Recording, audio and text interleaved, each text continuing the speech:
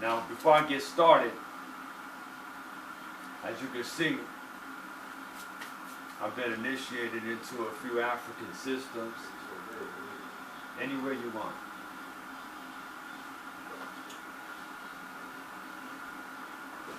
I'm turning it on right now. All right.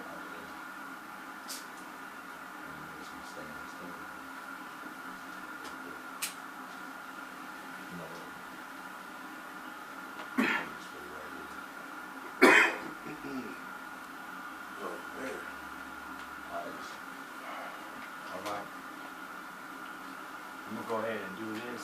I just want everybody to first just stand up.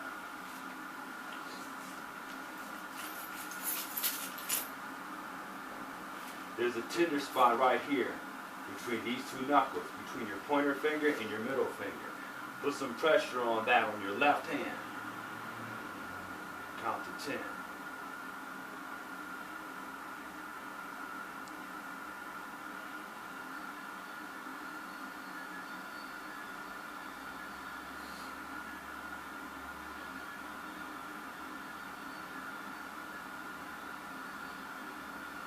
Good. Now release. We're going to do an energy gathering.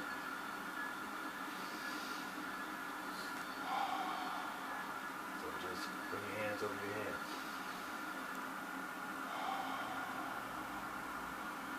Push it down.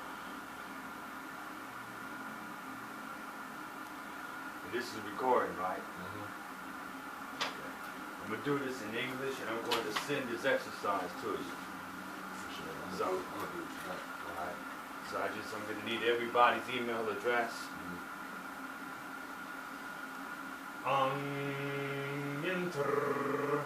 Ra. Anexarak happy. Nucleated happy. A nuke happy.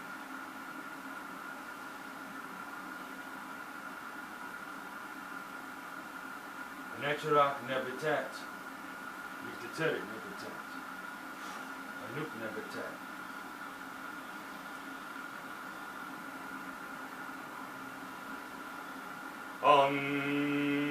Intra Anexarak happy. Anexarak tomutaf. Nucleated tomutaf. A nuke tomutaf. Anexarak neath. Nucleated neath.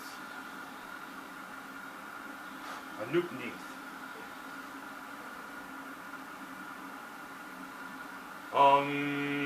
Intra Anexarak ast. Nucleated ast. A nuke ast. Anexarak amst. Nucleated amst. A nuke amst.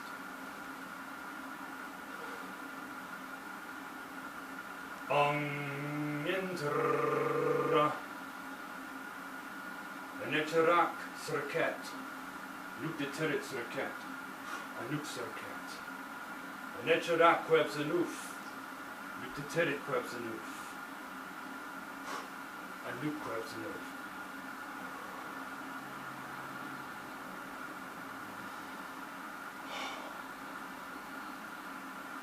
Anexarak shoe. Nucleated shoe. A nuke shoe. Anexarak tefnut. Nucleated tefnut. A nuke tefnut.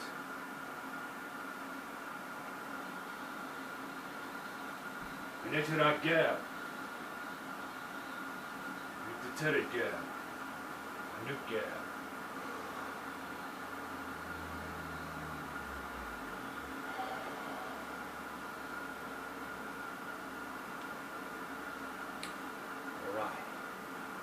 Now, be seated. I'm going to show you a quick exercise on how to feel and sense the energy. This right here, when you do this, what you're doing is that you're activating the four vortexes in your hand. So what you're going to do is that you're going to hold your hands out open them and close them 16 times, right? One up, one down. Just in front of you like this. 1, 2, 3, 4, 5, 6, 7, 8, 9, 10, 11, 12, 13, 14, 15, 16. Reverse. 1, 2, 3, 4, 5, 6, 7, 8, 9, 10, 11, 12, 13, 14, 15, 16. You're going to bring your hands in. You're going to bring them together, but you're not going to touch them. Pull them apart and try to feel the energy between your hands. Slowly. And one way is that you can try to work on feeling the tingle between your fingers. Just move them in. Alright. And it takes a while to do the exercises. The more you meditate and the more you do the exercises, the stronger it gets. And pretty soon I'll be showing you how to scan like a person. Where you can feel where there's heat in their body or where there's coldness in their body. And you'll know when the person has an illness or when the person has a breakage. And you'll be able to take that heat and you'll be able to take that right out of their body and throw it out and start their healing process. Can you take it out and throw it at somebody? Well, as okay, a priest, my bad. I can't. I'm not allowed to tell you to harm people. Okay. Okay? I'll put it to you like this. Talking about somebody that needs. There's always a reverse polarity in things we do. But, you know, if you're here to harm people, Nah. this is not the place. I'm talking about some wicked people that deserve it. Oh, yeah? We'll get into that. We ain't going to get into it on camera, though, okay? 300 million. Yeah. So if you could just try to feel the energy and then just simply take this energy and place it in your abdomen. Like I said, the more you do it, the more you're going to start to feel the energy. Okay? Another way that you can learn how to feel the energy, I have everybody stand up. One more time. You just put your hands out and imagine a golden beam literally going through your hands. Move up, move down. Like vertical beam? Just straight up. Don't, not like you're painting. Just, well, kind of like you're painting, but you're keeping the brush steady. You're not doing this. You're doing this.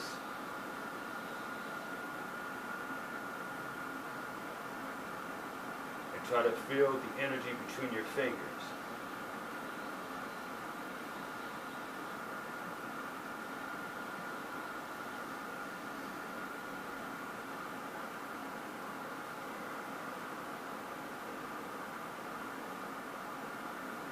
I'm some tired cheating in my arms getting heavy, bro.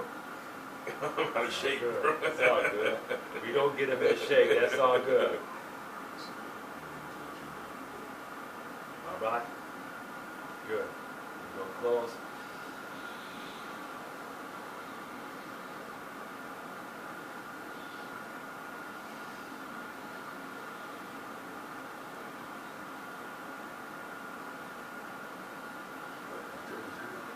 Feel free. In fact, turn that burner on too. I'll turn it off. I was using it to burn, light the incense, you know. We improvise. Okay, so I'm going to tell you a little bit about what I did, what I'm getting everybody prepared for. I work with a system called Shechem. I work with Shechem Reiki.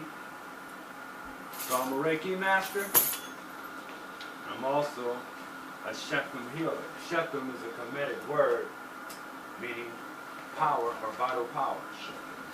Hence the word Sekhmet. So when you're dealing with the deity Sekhmet, you're calling upon that healing power. Now they talk about how she is like a harsher version of Heteru. She deals with justice, the people that went against Ra. She's actually the eye of Ra. If you're recording this, brother, you might as well just write it down later. It be disappearing off the Instagram every time I do it. All right. 24 hours. All right. So, Came from If my you're dealing with Sekhmet, you're dealing with not only the scorching light of Ra, but you're also dealing with the healing energies of the universe. In fact, some of the priesthood of Sekhmet were also brain surgeons. So what they would do is that when they did surgery, they had all the surgical tools that was necessary, and they would basically cut whatever they felt was in the person's head out, remove it, and then they would take ants, and they have the ants bite down on the skin Close and it work back like up, the stitches, like the yeah. stitches. And they cut the ants' heads off, Pop and those that are off the and stitches. it bites down. Yeah. However, with the Sekhem energy or the Shechem energy, you use that for healing purposes. Okay? The energy is imagined to be blue in color. Blue. Baby blue or sky blue. So you should be able to see it. You can. Some people can see it. But, you know, some people are not developed in that area. And they can feel it more. Okay? So, the story of Sekhem is there's a guy by the name of Patrick Ziegler who supposed that went to Egypt. And he had laid in the Great Pyramid. And once he was inside the pyramid, he discovered that where he felt an energy. When he laid in the coffin, he felt this buzzing.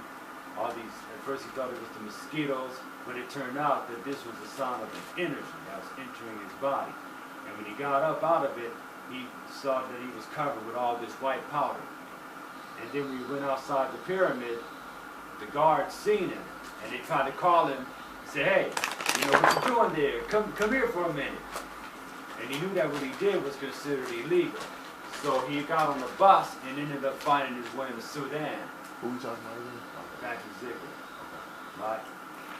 He found himself among Sufi practitioners in a certain order from a brother or a sheikh in the Sudan. And this brother did a little bit of work on him. Hindu? In Nubia, in the Sudan, bro. Sudan. You ain't listening. You too busy eating. No, I did. So no, Sufi like Hindu. Hindu. Oh. They got Hindus in Nubia, bro. They got Hindus in the Sudan. I'm messing with you. They probably do. Yeah, they probably do. I mean, shoot. All that knowledge stems from there anyway. They were Christian from Islam, Sufis. But they originally converted from Islam. They're like the Sufis. The Sufis are considered to be the mystics of Islam, right? Usually you have to learn the Sharia, which is basically the laws that are in the Quran. It tells you what you're supposed to do, what you're not supposed to do. You know what I mean? The prayers and everything else. And then, you know, a lot of times people go to the Sharia, then later on they're introduced to Sufism. It's kind of like, in some places, secret orders, because Orthodox Islam have a tendency to frown upon some of the practices of Sufism, because they go into like exotic states, and they say that I'm one with the Most High, I'm one with Allah, or all I see is Al-Haq. And then they say Ana-Haq, which means I am the truth, because they begin to understand that there's oneness. They understand the true meaning of Tawheed, and that it involves what they call Fitra, which is your divine nature, and Fana, the annihilation of the individual self into the oneness of Allah, right? Now, in some Islamic traditions, that's considered you making yourself a partner with Allah. They call that shirk, but from the Sufi perspective, shirk is when you see something separate from Allah, period. Because there's actually there's oneness, right? So we're going to get into that. We're going to talk about what does this have to do with the deities or the Neteru. Because all that deals with divine oneness is just a different expression of understanding. Is that one term the groups be like, our Allah is different from their Allah? Yeah. It's ego. Okay? That's where the knobs really come in. So, in the Kemetic tradition, we add the concept of neter and we add the neteru. Neter or neter is the divine force, and the neteru are the expressions of this divine force in the form of aset, haru, asar. Okay? It does not mean that they worshipped a whole bunch of gods, as much as it means that they understood that these were different forces and different expressions. of the divine. So Netta means divine force. Correct. Okay. That's the best translation of it. Okay. What they're trying to do is take an ancient concept that's over 10,000 years old and translate it from an English worldview. And that's where a lot of conflicts come into play. So, you know, going back to the Shechem energy, in the Sudan, the Sheikh taught this man about how to work with the Shechem energy, and he discovered it was the same energy he experienced with the pyramid. However, the Sheikh passed away, and he did not know how to pass it on, because the Sheikh wasn't able to teach him. He didn't embrace Islam, he didn't embrace the Sharia, he just went right into the Sufi tradition and received the barakah from the hands of the Sheikh. The barakah being transferred to the crown of his head, and next thing you know, he had this energy. Barakah means that it, you know, it translates as blessings, but when you break it down in the Kemetic language, you get Ba, Ra, and Ka. And Ba being spirit, Ka being the double, Ra being the energy of the sun or the life force or the solar's energy that pervades creation. Spirit, soul, double spirit, soul. All together. Correct. You know, so spirit, solar force, double, Barakah. So that's translated in both Arabic and Hebrew as blessings. Makes sense that that would be a blessing. I call it solarization myself. So, anyway, he discovered, dealing with psychics and dealing with other people, that he was able to transfer this energy. When he came back to the States, a person that went into channeling and told him that the energy he was dealing with was called Psyche. Yes, and it turns out in the Hindu tradition, or in India, there is a power called Psyche. It's an ancient word that's no longer really utilized that much. And then he found out in Kemet, and in ancient Egypt, it was called Shechem. And he learned that he was able to pass this on through Reiki. So he got attuned to Reiki, and that's how he was able to pass the energy on. So I've had people who've actually seen my energy, people who are like into psychic work, and I was going to go over the fact that I've been initiated into Ifa, in the Yoruba tradition. I can see something. I've been initiated in Shango, who I consider to be the Yoruba answer of Heru, and Egungun, which is the Ancestral Society. I've also have been chematized under the teachings of Baba Heru, across Khepra Ptah, and I'm also studying the head of Khepra, who is a student of Baba Heru, across Khepra Ptah, and he is also the head priest of the Temple of the White and Gold Lotus. Right? So I'm working with the combination of Reiki right now, and also the Qigong methods. I talked to a brother named Farouk who was explaining that he's connected with some of these methods that even though they're in Asia, they trace it all the way back to Kemet. And then you look on the walls and you'll see where they had various poses, because poses also create an energy signature. And if you do these poses enough and do the breath work, you leave that energy signature wherever you've done this ritual, which is why it gets stronger whenever you do it over and over again. So when you're dealing with people that are like psychics and somebody gets murdered, like I mentioned before, and they pick up the shirt of the victim and they're able to see what happened, they pick it up on the energy signature, because everything that happens, everything you do in the universe, it leaves a holographic imprint, because we're living in a holographic universe. So nothing is ever forgotten, and every part contains the whole, and everything around us is manifestation of light that's been slowed down and solidified, and that's what we are as well. So as we're doing our work, we're activating our light bodies, or our Ku, which also connects with our divine intellect, or divine intelligence, which is also linked to our DNA. So if we get into the Yoruba tradition, you learn about the 16 Odu. We'll talk about that at another time. But the 16 Odu deals with the 16 energy patterns, which also is connected to the 8 energy patterns of the Memphite theology that's on the Shabaka stone. 4 male, 4 females, which also connects to the Yi Ching. Same concept, the 8 trigrams, 4 male, 4 female. right? And it's used for divination. So, quick rundown. If anybody have any questions before we go on, or any statements they'd like to make. Our brother, if you have an email or not, you can give it to me or him, and we can send you some of the videos that you haven't seen. I still got to send him some, but still got to get his email too to send him this stuff. Yeah, really? But we want to put it to use. I've been late about doing that, but I think I should just send it all to him, and he just do it. Okay, can we go ahead? Okay. Yeah. Okay, I can do it. I'll do it. It's all to the great. All right. Brothers, man. I love when our folks get together. Anyway. Sorry for the disruption. So everything we do, a lot of times when you do rituals or right to L or whatever you want to call them, it's about expanding your energetic field. When you go and get a reading in Ifa and they tell you that you're in a state of expansion, they call it Ire.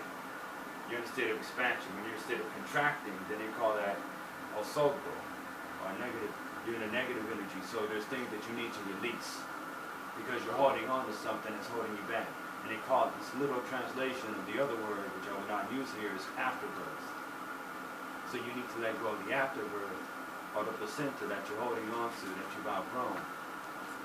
So sometimes making a sacrifice is letting go of something that's holding you back. Right? So when we're working with energy, you also want to let go of that energy that's also holding you back. So I've studied various forms of energy medicine throughout my life. I've been a Reiki practitioner for over 20 years. I've learned that there's ways that you can unblock your heart energy after you broke up from a relationship. And interestingly enough, I've seen how universal this work actually is. Like for instance, there's the chakra system of the Hindus. A lot of people don't think Africa, for whatever reason, I don't know why, but a lot of people don't think Africa had energy centers in the body. I don't know why people think this, but that's not true. In the Yoruba tradition, they talk about energy centers in the body. Like for instance, you have Oju, or Ojo, this is the third eye, Atare, and Eshunipako in the back of the neck, which is the same. And if you study Chinese, the Chinese energy body, they got some of the same locations. Back here, this is not only Eshunipako, but in Taoism, this is called the Jade Gate. And this is connected to your ancestral memory and everything else. And your ability to communicate with the other side, located right in the back of the neck, right here. So, and then you have Ori, and you have Ileda, which is the creator right here, which is linked to your Ori. Then you have Oriendu, which means inner head. People think that literally means inside of your head, but Oriendu is here, in the gut, in the solar plexus. And then in the heart, there's Okan.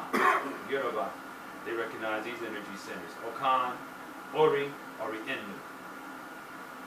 Right? Chinese medicine and Korean medicine and Japanese, they call this lower dantian, middle dantian, upper dantian. Qigong, all that.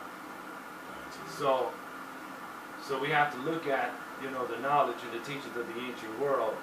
I was told by various diviners that part of my mission is to come up with the knowledge of the ancient world and show where it applies today. Right? So we all have a mission. In Ifa work, what I do is I learn what people's missions are through divination, and I share that with them. And then we basically connect with our missions. It's about marrying your destiny. So that's what we're going to do. We're going to get married to our destinies, but we also want to get rid of those things that are holding us back. So we're going to do a little bit of work before we contact the elder. We're going to do a little bit of work. Like for instance, how would you get rid of dizziness? How would you get rid of anxiety in your body? And how do you line yourself up? And there's various ways, from tapping techniques, shiatsu, working with your meridians, chakras, the dantians. And we have to keep in mind that the ancient world was way more connected than people realize. That's why there's pyramids all over the place. There's pyramids all over the planet, not just in Kemet in America, but there's pyramids. Cambodia, South America. Even in the Polynesian islands, even in Bosnia. But the pyramid that's considered the most central, literally, will be the Great Pyramid in the Giza complex, because where all the landmass connect, that pyramid would be right in the middle. So, when we deal with the teachings of Kemet, we got to keep in mind that those priests were connected with priesthoods all over the planet. There was a planetary network. And then there's evidence that we had a catastrophe, a planetary catastrophe, which kind of blasted us back a few thousand years, and we have to build over. Well, that was part of it. Here's the thing. There's a lot of people who are against religion, so they don't understand that there's also some literal stuff in some of these religions. It's just that they add their mystical traditions on top of these things. It's hard to tell what's true and then you're mixing it in with the lies. Or you just go into meditation and you connect with that highest aspect of yourself and ask that part to show you what is true and let it lead you. And you will find information to the point that books will literally fall off the shelf. And I mean, a lot of people think that this sometimes when you read it, it's like, why they do this? But then it'd be like, they do it to open your mind in a way. You know what I'm saying? Yeah. And then you basically allow they just tell you everything. You allow the left brain to basically come in and discriminate and have tell to you what's discern. real, right? That's what you do. You find out everything so bluntly, this world they probably been took over by now. Exactly. You understand what I'm saying? Supposed to let the left brain, that's a good thing, man. Yeah, Okay. yeah. You see, here's the thing. The right brain is good at synthesizing. But what it is that it's not so much that the left brain is a bad thing. What it is that we have gone through a school system the best way to learn. that has literally only focused on the left brain. So what has happened is that not only did we only learn how to focus on just the left brain, when it broke things apart, it put things in the wrong place. Not just because, that's not just the left brain's doing, it's the way we were educated.